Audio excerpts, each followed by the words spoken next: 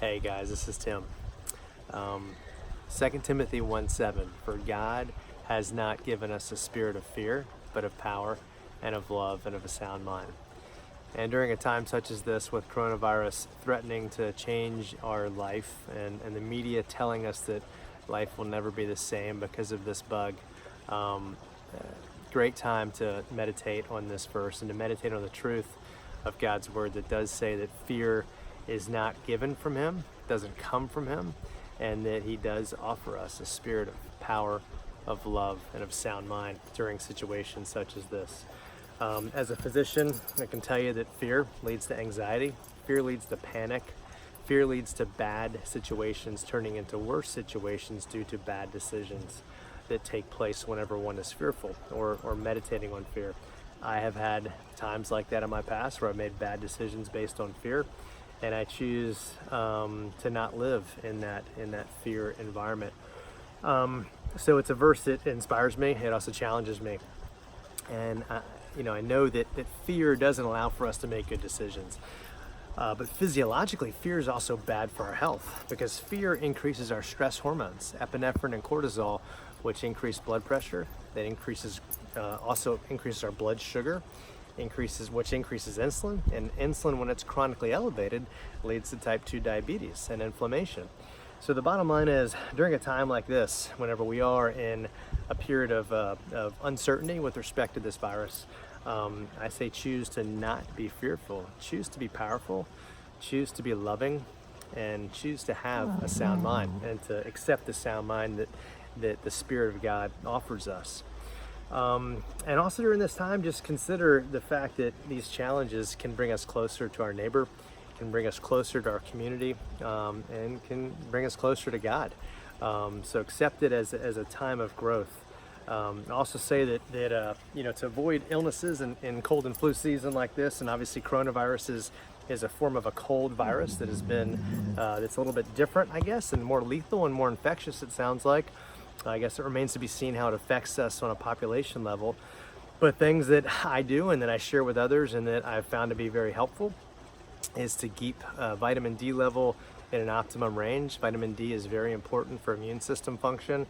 It's also important for bone function and bone health. I shoot for a level in the 60 to 80 nanogram per milliliter range.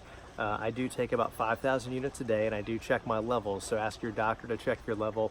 But you can safely take between 2,000 and 5,000 units a day.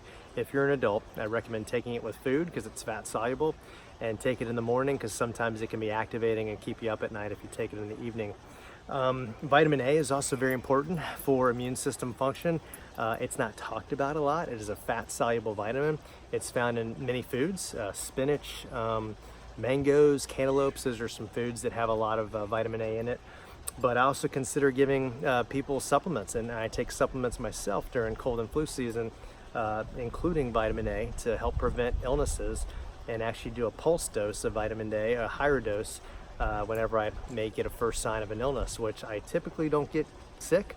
And I'm not saying I won't get sick tomorrow, but the bottom line is these benefits I've seen in others and I've seen in myself by doing some of these supplements. Vitamin C is also very important. You can get vitamin C in citrus fruits. You also can get them as a supplement. It's a water-soluble vitamin, and the RDA is 60 milligrams a day. I typically take 250 to 500 milligrams a day.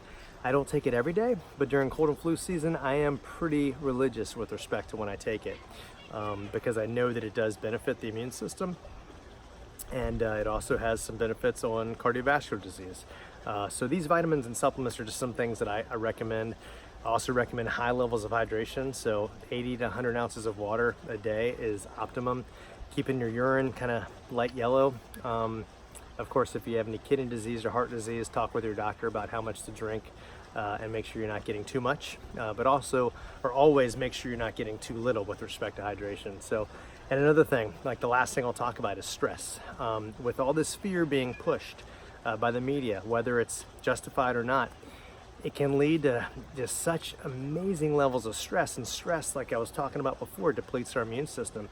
So find times of peace, find times of respite, find times of relaxation, Find times where you turn off the phone, you turn off the computer, you turn off the TV, you turn off the stuff that's feeding your fear, and turn on the things that are feeding your power, your love, and your sound mind.